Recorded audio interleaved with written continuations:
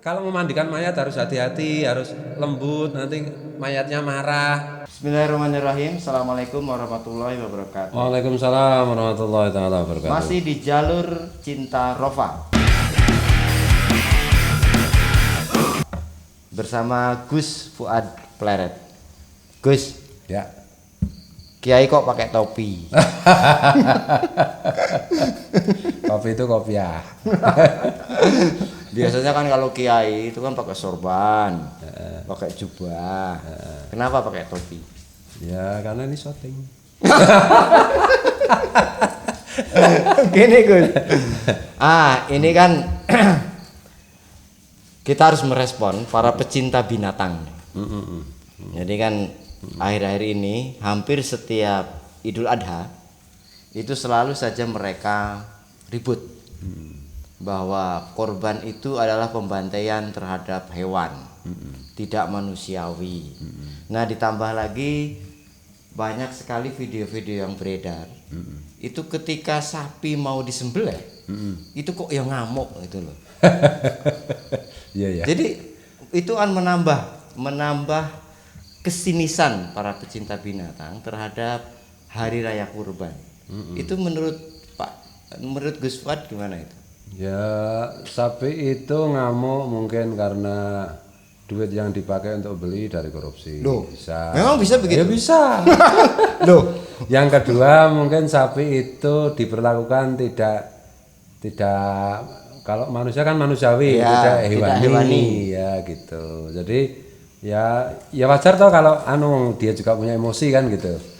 Atau yang berikutnya mungkin cara ya menyembelihnya tidak syar'i ya. Kalau sekarang bahasanya ya, menyembelih tidak disembunyikan, apa itu yang satu sudah disembelih, yang satu lihat. Itu kan jadi kacau. itu kalau lihat memang ada pengaruhnya. Ya jelas, makanya kalau aturan menyembelih hewan itu kan nggak boleh hewan lain melihat. Jadi harus ada ditutup supaya Ada pembatas gitu. ada pembatas supaya jangan dilihat hewan yang lain. Jadi ucapan tukang-tukang sate di Wonokromo itu betul ya bahwa kalau sapi kambing yang disembelih dalam keadaan stres katanya dagingnya nggak enak. Ya kalau dikit nggak enak, kalau banyak tetap enak. Enggak, Ya memang begitu, mereka bilang begitu. Betul. Nanti Betul. dagingnya itu menjadi alot karena konon kata para pedagang kambing di daerah Wonokromo itu mereka tidak ikhlas katanya. Betul. Jadi itu memang kalau itu pembicaraan tentang kuliner ya. Memang pengaruh itu hewan sehat tidak sehat, hewan rela tidak rela itu memang pengaruh. Mungkin ada kandungan-kandungan kimia dari enzim tubuhnya yang mempengaruhi rasa daging itu. Tapi bagi orang yang tidak ahli kuliner ya nggak bisa membedakan lah. Oke. Nah, sebetulnya korban itu untuk apa sih? Ya. Artinya kita ngomongin agama ya, Gus. Kenapa kok sangat penting sekali mengorbankan hewan? Itu apa itu? Ya itu kan dimensi sosial ya. Jadi sebenarnya dimensi berbagi kan. Jadi dulu itu zaman dulu itu aset manusia yang paling berharga itu adalah daging. Sebelum kita mengenal uang, Jadi berkorban daging itu sesuatu yang besar. Sesuatu yang besar, sesuatu yang penting, sesuatu yang pokok kan gitu. Berbagi daging, berbagi aset gitu. Jadi tidak memonopoli kekayaan kan gitu. Itu dimensi sosialnya. Kalau dimensi rohaninya ya macam-macam tahu pembicaraan bahwa itu simbolisasi dari menyembelih hasrat-hasrat hewania dan seterusnya. Nah, ini yang persoalan, Gus. Katanya membunuh naluri kebinatangan di dalam diri kita. Kok membunuh naluri kebinatangan kok dengan cara membunuh? Itu logikanya di mana? Ya, saya juga nggak tahu itu. Hadisnya memang nggak ada sih, itu pendapat gitu. Artinya tafsir-tafsir mengenai mengapa harus berkorban. Jadi kalau pada tingkatan itu Quran dan hadis itu kan kalau dalam di negara kita seperti Pancasila lah. Pancasila kan tidak rinci. Jadi orang boleh menafsirkan macam-macam gitu ya. Nah bahwa tafsir itu bisa benar bisa enggak ya bisa aja kan gitu. membunuh naluri kehewanan dengan membunuh. Nah, itu memang Itu kan paradoks. paradoks ya. Tapi memang ya itu pendapat aja, pendapat sebagian orang gitu. Bahwa kita boleh tidak setuju, boleh setuju juga. Persoalannya kan begini, perintah agama itu ada kalanya kita itu tidak bisa segera mengkonfirmasikan secara ilmu pengetahuan. Kadang-kadang ilmu pengetahuan memang terlambat sih memahami itu kan. Gitu. Jadi ya, tapi nanti kalau kita sudah memasuki fase akhir dari kehidupan, maksudnya perkembangan manusia itu sudah maju, pasti semua ajaran agama itu bisa dikonfirmasi menurut ilmu pengetahuan dan masuk akal gitu. Sekarang memang banyak yang belum gitu. Nah, kita coba dirunut lewat tasawuf misalnya tasawuf ini.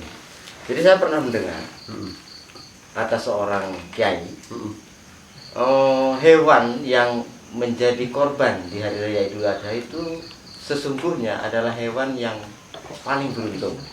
Jadi hewan itu sendiri, ini dimensi tasawuf ya. Jadi sulit untuk diilmiahkan lah, sulit untuk diilmiahkan. Katanya mereka malah berbahagia. Betul. Nah itu ada nggak dasar? Itu pendapat para ahli tasawuf, tapi tidak sampai ke hadis enggak. Tapi bisa dikonfirmasi begini, Mas Joni. Jadi kalau kita itu dalam tanda petik kan teori evolusi itu ada benarnya dalam batas-batas tertentu kan. Evolusi yang paling tinggi itu kan manusia. Ya. Jadi sebenarnya semua makhluk Tuhan itu kan ingin menjadi bagian dari manusia. Kan itu. Hewan yang disembelih, yang dimakan manusia, maka dia gembira karena dia akan menjadi bagian dari manusia itu. Kira-kira kayak begitulah logikanya gitu ya. Jadi misalnya daun daun itu untuk menjadi manusia kan dimakan hewan mata rantainya panjang untuk sampai menjadi bagian dari universe yang namanya manusia itu. Kan itu. Jadi kira-kira kayak begitulah. Tapi kalau pengalaman pribadi saya sendiri di sini kan tiap tahun memang anak-anak juga ikut nyembelih hewan. Di sini kerbau biasanya sama kambing. Ya memang hewan itu kalau datang dari pasar itu dalam keadaan stres ya. Tapi mungkin di pasar karena ya banyak setan kan katanya. Nah, di sini itu biasanya ya harus kalau udah masuk sini dibelai-belai sambil baca sholawat, dia akan jadi tenang. Pernah itu suatu ketika itu ada kerbau yang gede itu matanya merah dan mau ngamuk terus itu. Jadi waktu itu kebetulan kerbau itu datang, saya pas di situ gitu, pas ada gitu. Kemudian saya dekati itu juga marah gitu. Saya bilang, kamu itu mau dimuliakan loh, kamu mau dimakan manusia, bukan sekedar dimakan manusia. Dalam ritual ibadah namanya korban, masa kamu nggak bersyukur gini-gini. Terus dia tenang. Iya, hewan itu kan bisa diajak ngomong, bisa bicara. Gitu loh. Hewan itu kan bukan benda, punya nyawa, punya jiwa juga. Dalam batas-batas tertentu gitu. Nah jadi ya kadang-kadang kan kalau ya namanya manusia ya, apalagi Indonesia itu umat Islam mayoritas kan gitu ya. Kadang-kadang ngawur-ngawur dikit itu kan sering terjadi. Malah kebanyakan ngawur. Oh gitu ya? Iya. Kebanyakan ya? Kebanyakan ngawur. Bukan oknum ya? Begini, orang yang tidak bisa menyembelih, kemudian ketika hari raya kurban, mereka kemudian dipaksa untuk menyembelih. Jadi saya pernah melihat bagaimana penyiksaan itu memang dimulai sejak awal. Jadi sapi itu kemudian diikat kakinya, kemudian dirobohkan dan kemudian ditindihi banyak orang, dan ketika disembelih itu bahkan ada yang ngawur dengan penyembelihan yang sadis menurut saya. Dan itu terjadi banyak itu. Makanya bisa dipahami kalau para pecinta binatang itu protes. Betul. Jadi kan begini, pada prinsipnya itu apa-apa itu kalau diserahkan bukan pada ahlinya kan memang hancur kan gitu. Nah, harusnya itu ya tukang nyembelih. Ada ide begini Gus. Kalau misalnya kurban itu tidak diadakan secara pribadi-pribadi atau di masjid-masjid, diserahkan ke penyembelihan hewan, itu saya kira lebih manusiawi itu. Bisa juga begitu, bisa juga. Saya itu punya teman SMA profesinya tukang nyembelih. Dia profesional banget gitu. Dia cara misalnya menjatuhkan kerbau atau sapi itu ya, sapinya aja bisa ketawa kok Saking halusnya gitu. Terdengar. Iya. Gimana tuh? Cara nyembelihnya juga smooth macam-macam. Artinya orang seperti teman saya yang profesinya tukang nyembelih itu kan banyak. Kenapa itu tidak dipakai? Kenapa memaksakan diri untuk apa itu disembelih sendiri? Datangkan dong. Ini kan masa panen untuk mereka, kan gitu. Jadi nanti tujuannya korban untuk berbagi malah nggak berhasil dong. Kalau tukang-tukang nyembelih yang sudah profesional itu kita daya gunakan, kita kasih uang honor gitu untuk nyembelih, kan bagus. Jadi kadang-kadang kan panitianya begini, harus nyediakan uang honor, jadi daripada asal ngirit aja kan gitu. Iya. Nah itu yang bikin celaka kayak begitu. Padahal menurut saya kesempatan orang tukang jagal atau tukang nyembelih itu dapat pekerjaan banyak pada hari-hari raya seperti ini kan gitu. Di sini tuh memang santri nyembelih, tapi harus diajari. Awal-awal itu kita berapa kali selalu ngundang ahli, kemudian diajari, kemudian benar-benar bisa, dapat sertifikat lah, itu baru nyembelih lah. Caranya begini dan begitu kan gitu.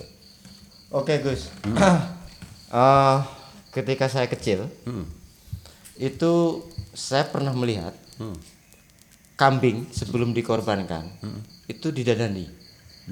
Jadi disisiri dulu bulu-bulunya, dimandikan dulu pakai sampo, kemudian disisiri, dan mereka diasingkan dulu dan diberi makan yang istimewa. Nah kemudian ketika digiring ke penyembelihan, memang sepertinya matanya ditutup, dan betul-betul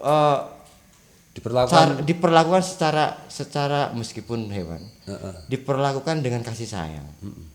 Nah nampaknya sekarang ini saya kok tidak pernah melihat ada kambing sebelum dikorbankan didandan. Apakah mungkin itu juga perlakuan terhadap kambing itu sesuai dengan